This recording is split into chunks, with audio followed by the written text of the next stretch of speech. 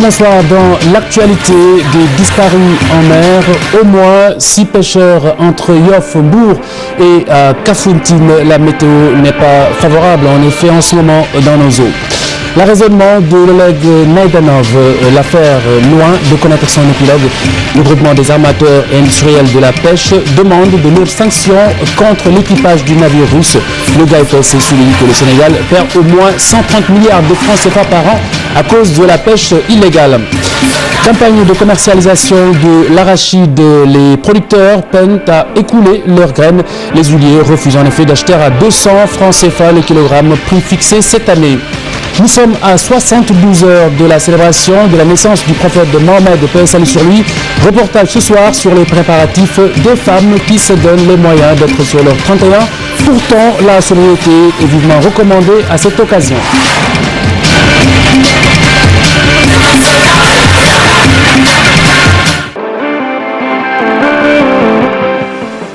Au moins 6 personnes sont portées disparues en mer. La direction de la protection et de la surveillance de la pêche au Sénégal, qui l'indique, attire davantage l'attention des pêcheurs artisanaux, notamment sur la situation météorologique de l'heure. Notez que 8 piroguiers seulement ont pu être arrachés de la furue de l'océan jusque-là. Voici l'atmosphère à Soumbédioune avec Ibou Cissé et Nafissatou Silla. Malgré les dispositions prises par les services météorologiques à propos des mauvaises conditions en mer pour aviser les pêcheurs, la DPSP a enregistré 3 accidents en mer. À Yoff, 3 pêcheurs sont portés disparus avec un rescapé. À Mbour, l'on a dénombré 1 disparu et 3 rescapés. À Kafountine, la DPSP a aussi enregistré 4 rescapés et 3 pêcheurs portés disparus. À Soumbédioune, ce n'est pas le cas. Ici, les pirogues sont amarrées et d'autres accostées sur la plage. Les pêcheurs observent les consignes de la météo. Moi, je me suis renseigné sur le net. Nous suivons très bien la météo pour nous informer et connaître les prévisions avant d'aller à mer. Aujourd'hui, toutes les pirogues sont accostées sur la plage et les pêcheurs savent quand il faut aller pêcher ou non. Et depuis hier, personne n'est allé en mer. On donne même les prévisions à la télé, quand la mer s'agite ou quand il y a du vent. Franchement, les informations sont accessibles et c'est très important pour nous. Sur toute la côte sénégalaise, la mer reste instable. De Ziguinchor à Saint-Louis, les pêcheurs artisanaux sont informés, mais pour ce pêcheur, il faut encore plus de coordination entre eux. Je veux que tous les pêcheurs s'unissent quand la météo avise 2 ou 3 jours à l'avance et que tu as l'information. Il faut obligatoirement la partager de Saint-Louis à Ziguinchor en passant par Kayar, Yoff et Soumbédioune. Il faut que l'on coordonne et ainsi éviter d'aller en mer et les disparitions. Actuellement, l'état de la mer ne permet pas à la DPSP de poursuivre convenablement les recherches. Reste aux pêcheurs de respecter les consignes des services de la météorologie. Les conditions météorologiques justement qui ont perturbé la liaison Dakar-Ziguinchor. Le bateau Alioune Sitoé Diatta a dû faire machine arrière hier devant les menaces de la houle. De lourdes sanctions contre le navire russe arraisonné la semaine dernière à Dakar pour pêche illicite. C'est le souhait ardent du GAIPES, le groupement des armateurs industriels de la pêche, était face à la presse. Selon ses membres, le Sénégal perd jusqu'à 130 milliards de francs CFA par an à cause du pillage de nos ressources halieutiques. Dissa Prera. Le GAIPES s'insurge contre la pêche illégale des navires étrangers dans nos eaux. Ce regroupement d'armateurs exige des sanctions sévères contre tout bateau qui pille l'halieutique du Sénégal. Depuis 3 ans, c'est les mêmes navires que nous voyons et qui travaillent sans aucun papier dans nos eaux. Il est vrai que par le passé, en violation des lois, le kilo de poisson pêché qui devait être cédé à $130 la tonne était cédé à $35 la tonne. Donc il y a un gap de près de 90 à $100 qui passait entre les mains d'opérateurs véreux qui servaient d'intermédiaires dans cette transaction-là. La sanction doit être une sanction exemplaire pour que ces pays comprennent encore une fois que le Sénégal n'est pas une proie que l'on peut prendre en agitant simplement des milliards hypothétiques. Le GAIPES fustige certains lobbies qui défendent les navires étrangers. La structure se félicite par ailleurs de l'opération qui a conduit à l'arrestation du bateau russe. Si nous laissons des étrangers venir piller nos ressources parce que simplement ils font entretenir une clientèle de corrompus, je pense que dans un proche avenir, les difficultés vont de plus en plus s'accentuer dans ce secteur-là. De quoi s'agit-il fondamentalement? Du pélagique, c'est-à-dire de la sardinelle, du chinchard, du maquereau. Je rappelle que ces poissons-là constituent à peu près 70% de stock de produits halieutiques du Sénégal. 70% encore de ces produits, des protéines animales consommées au pays proviennent de la mer. L'attitude du ministre de la Pêche a été une attitude courageuse et patriotique et nous ferons de notre mieux pour soutenir ces activités de lutte contre ces bateaux pélagiques. Et je pense que s'il a pu le faire, c'est parce qu'il y a l'appui de M. le Président de la République qui a voulu peut-être donner les moyens pour qu'on puisse avoir des résultats aussi concrets. Extrait. 70% des stocks et 130 milliards de francs CFA sont extraits de nos eaux vers l'étranger. Le GAIPES invite les populations à s'approprier la lutte contre l'exploitation illégale et abusive des ressources halieutiques. Aux yeux du GAIPES, l'État du Sénégal devrait justement corser les dispositions du Code de la pêche, pour dissuader ces pilleurs. Le code actuel est un code très vieux, donc on ne peut pas, 10 ans ou 15 ans après, avoir les mêmes intérêts économiques par rapport à ce qui se fait, dans ce code-là. Donc nous essayons, dans la mesure du possible, de contribuer à ce que le code qu'il y ait un retoilettage pour permettre de le faire coller aux réalités actuelles de l'économie mondiale. Campagne de commercialisation de l'arachide. Les producteurs craignent une mévente qui les conduirait à devoir brader les graines. En effet, les huiliers refusent d'acheter à 200 francs CFA le kilogramme, prix fixé pourtant par les autorités. Le Conseil national de concertation et de coordination des ruraux s'étonne devant, selon ces termes, le mutisme de l'État du Sénégal. Alioune Diagne, Fatima Ba. La mévente observée dans la commercialisation de l'arachide inquiète les acteurs de la filière. Refus des huiliers d'acheter le kilogramme à 200 francs, entre autres causes de cette situation. L'organisation n'est pas ce qu'elle doit être. Les financements ne viennent pas. Les acteurs ne sont pas tous au même point de mettre en place les décisions prises par l'État, à savoir le prix de 200 francs le kilogramme d'arachide. Ce qui fait que les huiliers rechignent à effectivement exécuter cette décision-là. Et si on continue comme ça, les graines vont passer dans d'autres directions. Elles risquent de suivre un chemin où le paysan sera le grand perdant. C'est dû à une mauvaise implication de l'État. L'État devait s'impliquer davantage afin qu'on puisse vendre au prix qui est fixé au niveau du saignant.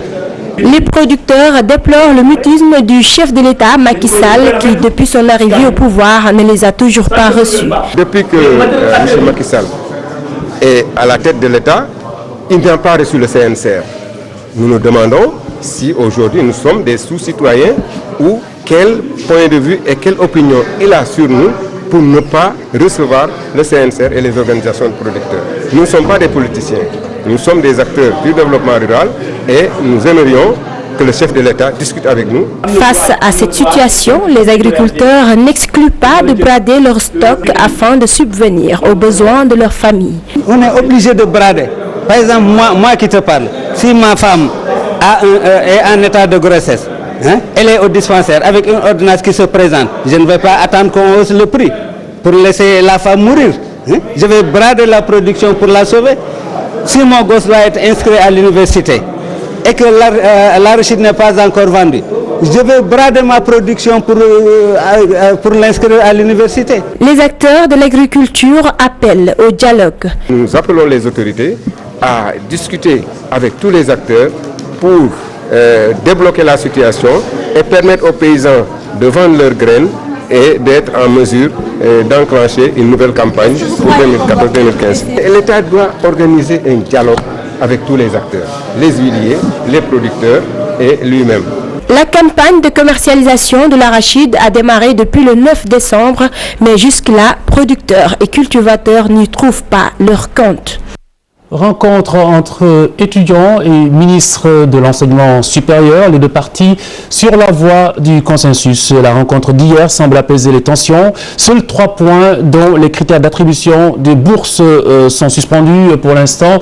Sur d'autres, l'on se rapproche de l'entente. Voici le ministre. L'issue d'échanges longs, mais d'échanges ouverts, de larges discussions, nous avons progressé sur les différentes propositions qui avaient été discutées le 3 janvier dernier. Et nous sommes pratiquement arrivés à un consensus. Les étudiants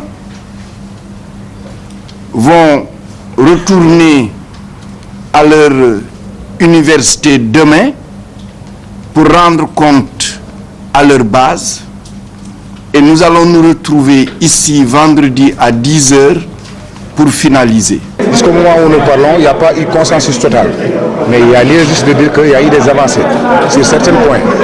Mais jusqu'à présent, concernant le cas Ibou Diouf, mais sur certains points, nous avons dit qu'il serait judicieux d'aller partir à la base, le faire comprendre à la base ce qui se passe réellement, pour pouvoir venir finaliser le vendredi.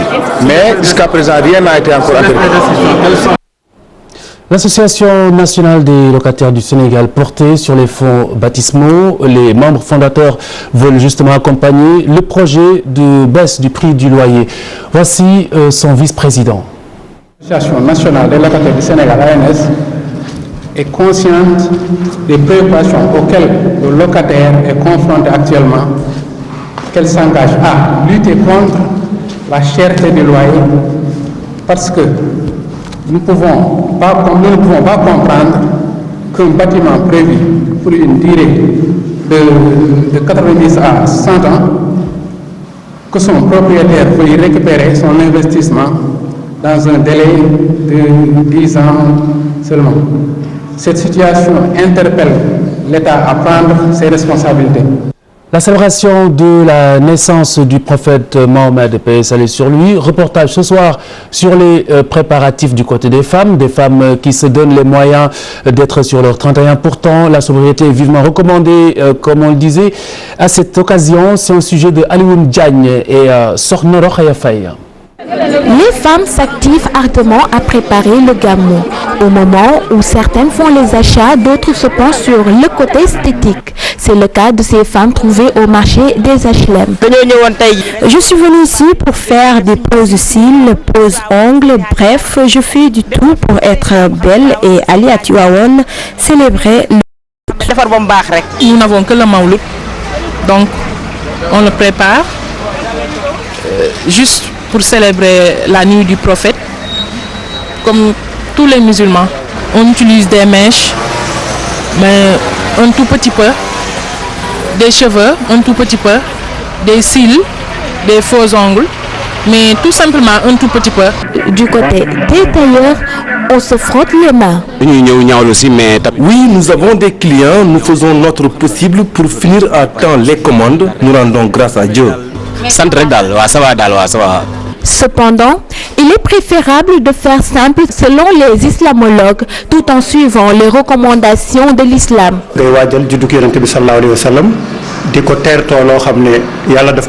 La nuit du prophète est sacrée. La préparer de manière festive et artificielle, c'est comme se moquer du bon Dieu. La nuit du prophète, on doit la célébrer à l'image de Mohammed, qui est un exemple de sobriété et qui a élevé sa famille dans la droiture, la piété. Le jour J, la femme doit se voiler et rester naturelle pour aller célébrer cette nuit sacrée.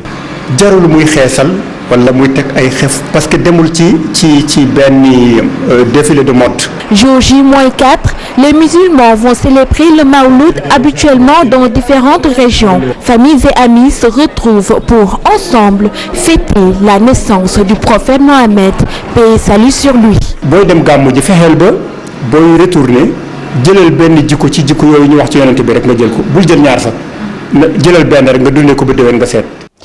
Sur International, en France, le mur, de toute façon, va se dresser ce soir sur les planches du Zénith de Nantes. Le mur, l'intitulé du spectacle de Dieudonné, qui a été interdit par les autorités, notamment par le ministre de l'Intérieur Manuel Valls, par le biais des maires et préfets. Le tribunal administratif de Nantes a annulé l'arrêté interdisant ce spectacle.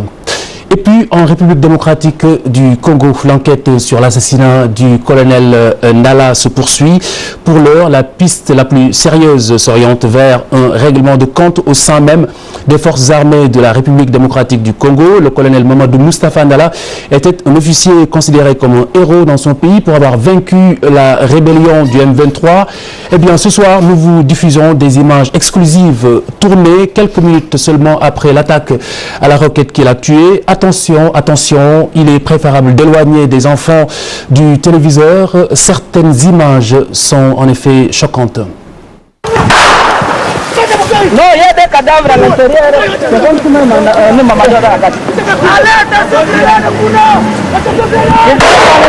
a des cadavres dans la cabine. Il y a des cadavres dans la cabine, mais c'est mon opéra. Regardez la carte, il y a coupé.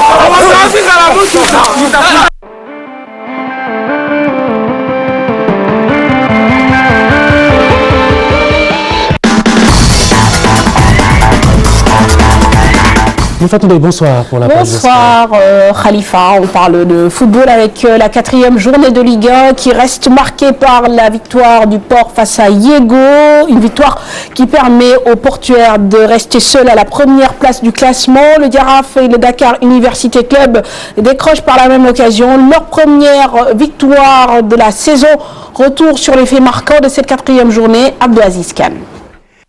Le Port est désormais seul au monde. En dominant Yego sur le score de 2-0, les portuaires s'emparent seuls de la place de leader au classement avec 10 points. Car dans le même temps, sa compagne jusqu'avant cette 4e journée, l'AS Pikine, n'a pu ramener qu'un match nul de son déplacement à Tourekunda. Les Pikinois restent à la 2e place, à 2 points du leader portuaire. Cette 4e journée reste aussi celle des premières, comme la première victoire du Giraffe qui est allé battre la Linguère de Saint-Louis, un résultat qui enfonce un peu plus les Samba Linguère, plus que jamais lanterne rouge du championnat. Le Duc décroche aussi son premier succès de la saison en battant une équipe de Casa Sport qui reste dans le dur en enchaînant une 2e défaite d'affilée. Nyari Tali de son côté stoppe l'hémorragie en ramenant un point de son déplacement à Sali face à Djambar. Le champion en titre, pour sa part, ne confirme pas son succès acquis lors de la 3e journée face à Yego. L'Olympique de Ngor réalise l'une des belles opérations de cette 4e journée en montant sur la 3e marche du podium après sa victoire face au Stade de Mbour. Abdelaziz Khan, on le disait à l'entame de cette page de sport, le Dakar Université Club qui obtient sa première victoire de la saison en Ligue 1. Les étudiants se sont imposés devant le Casa Sport. Score final 2-1 à l'occasion donc de cette 4e journée. Pour l'entraîneur du Dakar Université Club, cette victoire est enfin une récompense du travail quotidien de ses poulains. Karim Mané, interrogé par Cher Sadibou Diarra. Je dois féliciter d'abord mes joueurs qui ont été courageux. Qui ont répété les performances de notre dernière sortie à Pékin. Ils avaient tellement bien joué, mais on avait perdu. J'avais le pressentiment que si nous continuons dans cette voie, on retrouvera le bon chemin. Donc aujourd'hui, c'est notre première victoire. Et c'est une victoire vraiment belle, car c'est venu à un moment difficile. Je pense que ça va être le déclic, car l'équipe jouait bien, mais n'arrivait pas à gagner. Et l'adage dit, en jouant toujours bien, on finira toujours par gagner. Donc je pense que le déclic est venu à partir d'aujourd'hui. Et nous allons essayer de continuer dans le travail. Néanmoins, il y a des choses à revoir aussi dans notre organisation. Je crois qu'on a manqué d'efficacité devant et fébrile derrière, comme je l'ai dit la dernière fois. Aujourd'hui, vous avez vu, on rate un penalty, on rate beaucoup d'occasions, on domine pendant 90 minutes. Si on ne marque pas, je crois qu'il y a notre travail à faire. Le football, cette fois-ci à l'international. Messi marque un doublé pour son retour en compétition. C'était à l'occasion de la Coupe du Roi. Ce soir, le Real affronte en huitième de finale Osasuna en Angleterre. West Ham de Mohamed Diamé explose devant Man City, battu 6-0 en France également. Les Parisiens qui entament de la plus belle des manières l'année 2014, s'imposant en Coupe de France devant Brest. Le point Chertidiane John. Son retour était épié des quatre coins de la planète. L'attente en valait la peine. Entrée à la 64e minute de jeu, grosse accélération suivie d'une frappe enroulée du Messi en quelque sorte. Le Barça gagne 4-0 et entrevoit à la porte des quarts de finale de la Coupe du Roi. En Angleterre, Manchester City, adversaire du Barça en huitième de finale, a fait forte impression devant West Ham en demi-finale allée de la Coupe de la Ligue. Victoire 6-0, triplé de Negredo et en but de Yaya Touré entre autres. En France, le PSG s'est facilement qualifié pour le prochain tour de la Coupe de France. Victoire 5-2 devant Brest, formation de Ligue 2. Zlatan Ibrahimovic s'est régalé avec un triplé. Voilà donc pour le foot international. Retenez qu'en Italie, la Roma vient de s'imposer devant la Sampdoria de Gênes 1-0 et se qualifie pour les quarts de finale de la Coupe, de même que la Fiorentina qui a battu hier le Chievo Vérone à 20h. Donc ça a commencé depuis 20 minutes. Udinese affronte l'Inter de Milan. Nous revenons chez nous pour parler de basket. Remise de clé à Étienne Préra, l'ancien président de la Fédération sénégalaise de basketball. Baba Tandian a offert hier une voiture à l'ancien international lors d'une cérémonie qui s'est déroulée dans les locaux du concessionnaire. Reportage Chertidiane John, image Abdoundoy. Chose promise, chose faite, la défunte Fédération sénégalaise de basketball a finalement remis au brillant international basketteur sénégalais les clés de sa voiture. Étienne Préra, devenu handicapé suite à un accident de circulation survenu en France à la veille de la signature d'un faramineux contrat. Ainsi, la carrière qui s'annonçait brillante pour le pensionnaire de Reims s'arrête brutalement. De ce fait, le geste est hautement salué par l'élégant international basketteur sénégalais, l'obligeant à verser de chaudes larmes. L'ancien patron du basketball sénégalais, Baba Tandian, la mine triste, accepte la volonté divine tout en regrettant le talent perdu. Il loue le sens du patriotisme d'Étienne Pereira, ancien terreur des parquets considéré comme l'un des meilleurs de tous les temps. Edouard, son frère aîné au bord des larmes, se réjouit de l'aide apportée à son frère cadet Étienne Pereira. Au cours de cette même rencontre, des supporters ont été de la partie pour donner une touche de gaieté à cette cérémonie de remise des clés. Merci Chertidiane John. Khalifa, l'essentiel de l'actualité sportive. Merci Mme Fatouloy. À demain, vendredi, jour de grande prière. Excellente soirée sur TFM.